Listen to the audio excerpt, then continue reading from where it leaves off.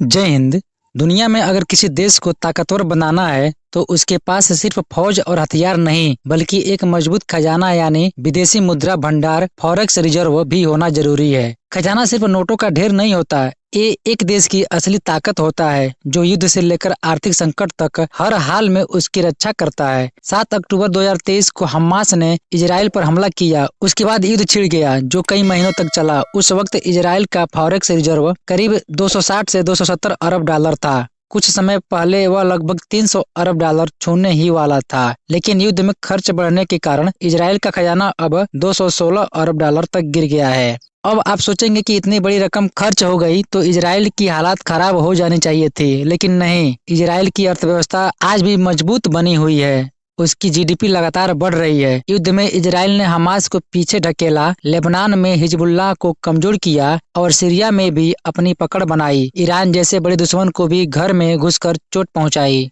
यह सब मुमकिन हुआ क्योंकि इजराइल के पास पैसा था, मजबूत फॉरेक्स रिजर्व था। जब 2022 में रूस और यूक्रेन का युद्ध शुरू हुआ तब रूस के पास दुनिया का चौथा सबसे बड़ा खजाना था, भारत से भी ज्यादा था। यही वजह थी कि युद्ध की शुरुआती 3 हफ्तों में रूस ने यूक्रेन की काफी जमीन कब्जा ली, लेकिन इसके बाद अमेरिका ने रूस की कमर पर वार किया, सीधे उसके खजाने पर। अमेरिका और यूरोपीय देशों ने रूस के सैकड़ों अरब डॉलर के विदेशी भंडार फ्रीज कर दिए, संपत्तियां जब्त कर ली गई और अरबपति व्यापारियों पर सैंक्शन लगा दिए।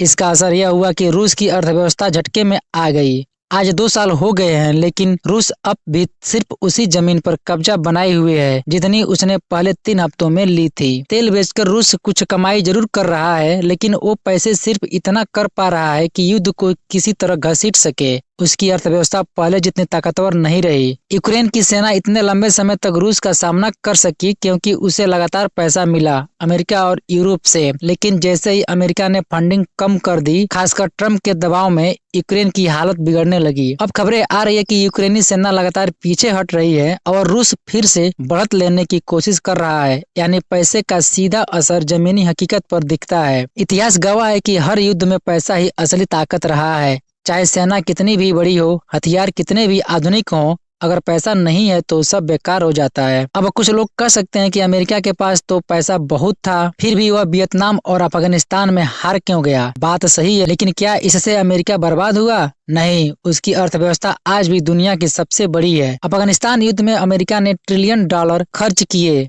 लेकिन वहाँ के लोग गरीब नहीं हुए, उनकी नौकरी नहीं गई, डॉलर कमजोर नहीं हुआ। क्यों? क्योंकि अमेरिका के पास अनगिनत पैसा है, यही उसकी असली ताकत है। अब जरा भारत की बात करते हैं। अभी हाल ही में खबर आई है कि भारत का फॉरेक्स रिजर्व फिर से रिकॉर्ड स्तर पर पहुंच गया है। सिर्फ एक हफ्ते में ये 2 अरब डॉलर बढ़कर 688 अरब डॉलर तक पहुंच गया है, यानी भारत अब दुनिया का चौथा सबसे बड़ा खजाना रखने वाला देश बन चुका है और हर हफ्ते इसमें इजाफा हो रहा है। जहां भारत की तिजोरी भर रही है, वहीं पाकिस्तान का खजाना सिर्फ 4 अरब डॉलर के पास रह गया है। उसमें से भी अधिकांश पैसा उधार का है जो सऊदी और यूएई ने सिर्फ नाम के लिए दे रखा है ताकि पाकिस्तान की करेंसी पूरी तरह न डूब जाए। अब खुद सोचिए, 688 बनाम 4 अरब डॉलर, दोनों देशों में फर्क कितना है। भारत का मुकाबला अब पाकिस्तान से नहीं, चीन जैसे देशों से होना चाहिए। चीन के पास अभी भी सबसे ज्यादा फॉरेक्स रिजर्व है, करीब 2.8 ट्रिलियन डॉलर, लेकिन 2 साल पहले तक ये 3.4 ट्रिलियन डॉलर था। क्यों गिर रहा है? क्योंकि चीन को अपनी अर्थव्यवस्था को बचाने के लिए हर महीने अरबों डॉलर खर्च करने पड़ रहे हैं। इसके उल्टा भारत का खजाना तेजी से बढ़ रहा है, जो दिखता है कि भारत की अर्थव्यवस्था मजबूत है, एक्सपोर्ट अच्छा हो रहा है, विदेशी निवेश आ रहा है और देश की छवि दुनिया में सुधर रही है।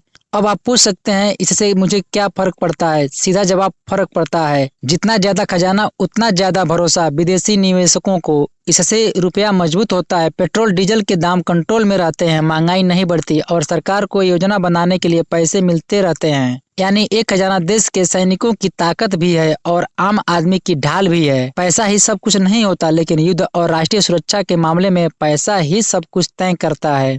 इजराइल, रूस, यूक्रेन, अमेरिका और अब भारत, सभी के उदाहरण यही बताते हैं कि अगर देश को सुरक्षित और मजबूत बनाना है तो खजाने को भरना ही होगा, और आज भारत सही दिशा में जा रहा है। इस पर आपका क्या कहना है? नीचे कमेंट बॉक्स में जरूर बताइए। जय हिंद।